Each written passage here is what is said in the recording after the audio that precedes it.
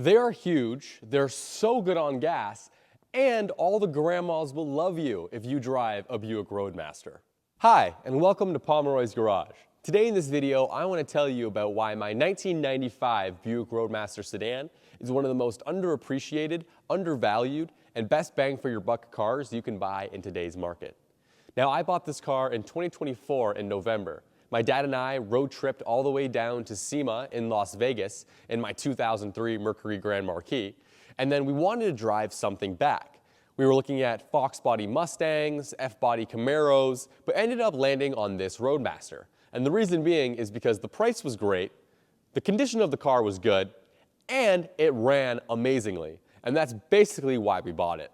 The first reason that I think that this car is undervalued and underappreciated is because people look at it and think that this land yacht is a gas guzzler. And I'm here to tell you that it does not take a lot on gas. It's a 5.7 liter LT1.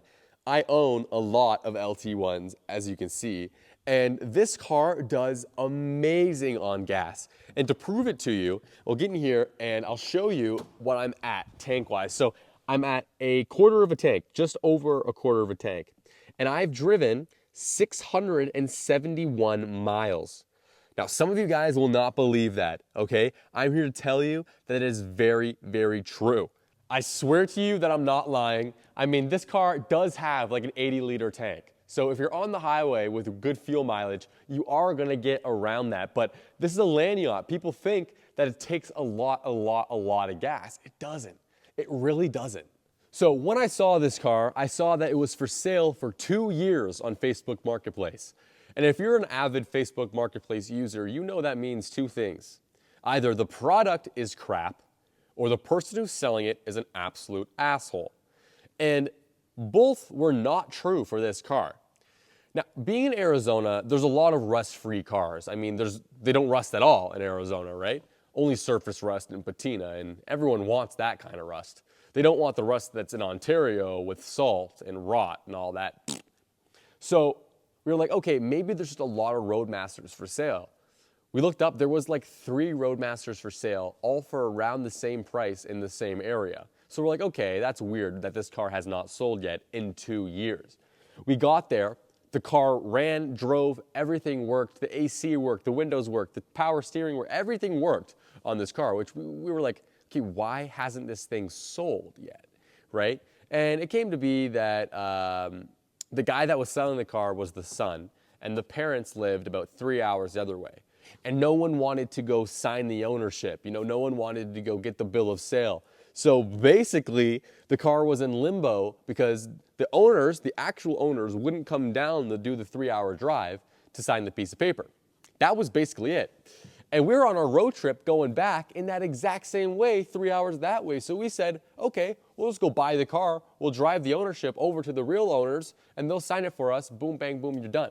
And that's exactly what we did. So we got a really good deal, $2,300 for a rust-free Roadmaster that runs, drives, and looks pretty good. Another reason that these cars are underappreciated and undervalued is because you never see them on the road anymore. So people just automatically think that parts are hard to find or that they were bad cars.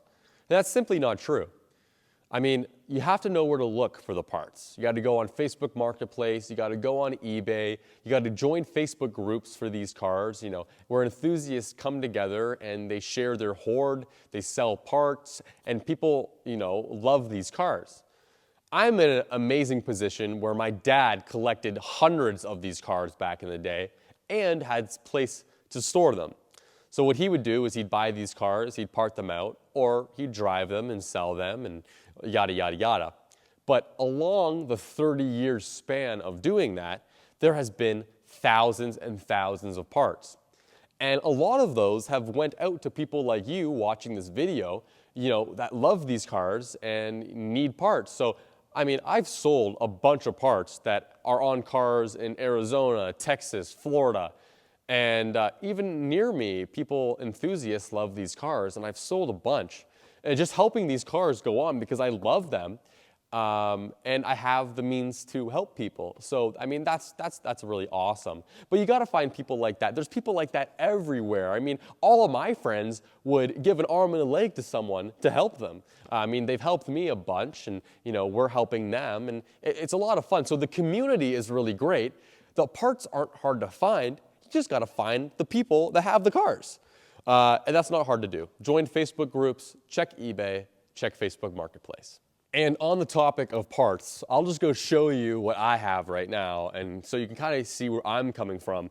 I mean, there's cars everywhere, but the parts are everywhere as well. Like, we'll come over here, you know, I got parts sitting over there in the corner, there's cars sitting over there, but I'll show you some of the hoard. So first off, we have door panels and seats everywhere.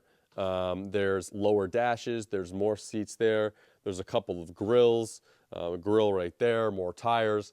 And when we come up here, there's a bunch of parts. And believe it or not, this is not all of it. There was so much more. All of these upper dashes are being sold to a gentleman in Indiana here soon. But there is everything you could think of here. I mean, a bunch of door panels in here, pillars, side moldings, and the police lights. God, I can't speak. Bunch of plastics. I don't even know what's in there. Well, I do, but don't want to go through it. Then headliners, more seats, and like, this really isn't everything. This is just the barn, and I've sold a bunch. But yeah, there's a lot of parts. There's more parts up there. There's a bunch, so I'm not lying to you.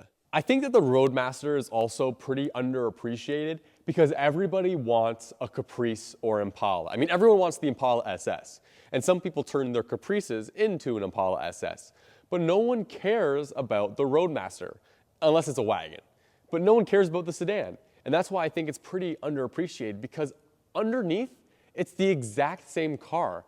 Just people don't either know that or they just don't care. Now, the interior is much different than that of the Caprice and Impala SS. The dash is more square and kind of boxy, where the Caprice is like circle and curvy. As you can see, the dash comes out really far, and everything just kind of looks like a rectangle. Same on the door panel, and kind of the same thing with the seats. The seats are a little more boxy than you would see in the Caprice and Impala, and they do have a little bit more padding as well. Although I think the Roadmaster has a different kind of style and luxury to it. And it looks really nice, in my opinion. But, you know, a lot of people just don't see it, or they just don't care. But yeah, the Roadmaster is definitely something that people should look into when they're thinking about B-bodies. And here is the main reason that I think that these cars are very underappreciated. And it's the 5.7 liter LT1. And this car had a huge problem, or people thought it had a huge problem, and that is the OptiSpark. People just did not know how to work on the OptiSpark. And it's not that hard of a job, people just didn't understand it. Here's my quick opinion of what I think happened to the LT1, and it's pretty simple. Just people did not know how to work on it, right? You know, it was such a short-lived engine with the OptiSpark on it. You know, as soon as people got the hang of it, the LS came out. And the LS was such a better engine. It was easier to work on, number one. But number two, it just had better power output, easier to modify, and people liked the LS more. Especially, you know, it came out in the brand new C5 Corvette at the time. It debuted, right? So I think people just fell out of love with this because they perceived it as so hard to work on. But it wasn't hard, it's just people didn't know, and they didn't have enough time to get familiar with it. So when people were doing swaps, it was either the LS or they'd go to the 350 carbureted because they knew how to work on it. And that's exactly what I think happened. But now that people know how to work on them, well, I guess the enthusiasts do, but the general public really doesn't. And all the mechanics now are, what should I say? They're not taught this. So yes, if you become an owner of a Roadmaster or B-body, you should learn how to work on an OptiSpark because it will help you a lot in the long run. But yeah, that's why I think that this whole car and the whole platform was ultimately plagued, and why people didn't really like it is because of the OptiSpark. Let me show you though what $2,300 can actually buy you. We'll walk around here, we'll start on the passenger side, and as you can see, it's pretty straight. I am missing the moldings on the side, but I do have them. I am just missing them. I haven't had the time to put them on the car. As you can see, I have the N97 rims on it. As you guys know, if you've watched any of my previous videos, I love the look of those rims, and I just love those rims in general. When I bought this car, it had like Canadian Tire hubcaps on it, and I thought it looked dumb. When we come over here, it's more of the same. It's pretty straight. It did get hit in the back though, I think, and so the trunk isn't absolutely aligned.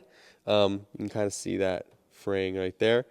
But other than that, it's pretty good. I mean, $2,300, you can't really go wrong with that purchase. And especially when you see the underneath of this car. And being from Arizona, I'm gonna tell you that it is extremely rust-free, but I'm gonna show you it anyways. Here we're gonna take a look underneath Marge. And as I said, it's completely rust-free. It does have some surface rust. I do daily drive this car every single day. As you can see, I live on a dirt road, so it does need a nice power washing, but it is one of the cleanest cars that I own currently. And that's just because there is zero rust. I mean, it looks like that underneath all of this undercoating. It still looks like brand new. And I mean, that's just amazing to me. And for $2,300 as well, it's insane. I do need to clean it out a little bit. It does have a dual exhaust, which all the Roadmasters did, or at least the 94 to 96s. The rad support is super clean. These always go in Ontario. They always rust out, and that's a big thing that I'm always asked for is rad supports. But I don't have many. I don't have many for sale. But yeah, very clean car. And every single angle here that I can show you. Still has drum brakes in the back. But yeah, it's very clean. Marge is a beaut. You know, what more could you ask for from a rust-free vehicle like this? I mean, the AC still works, the heat works, the power freaking windows work, everything works in this car. It's one of those things where it's absolutely no-brainer for $2,300 to get a rust-free Roadmaster. And they're all like that across the United States. I mean, there is some people asking like $20,000, but that's just ridiculous. These cars aren't there yet in the market, I don't think. Unless people are paying them, then I'm rich. But yeah, no, I don't think we're there yet. And I think these cars are still going to rise in price, but right now they are underappreciated and undervalued. So, I mean, if you like this Roadmaster, I'm contemplating selling it. So I'll put my email in the description, and if you want to email me and learn more about the car, you let me know. But yeah, I think I might sell Marge, and if not, I'll keep it, keep driving it, and love it and the way it deserves. But yeah, thank you so much for watching this video. I really appreciate it. If you have any questions, make sure to comment down below. And if you haven't yet, consider subscribing. I really do appreciate that. I think about 99% of the people that watch my videos aren't subscribed. But if you want to subscribe, that'd be great. And if not, hopefully I'll see you in my next one. See you later. Bye-bye.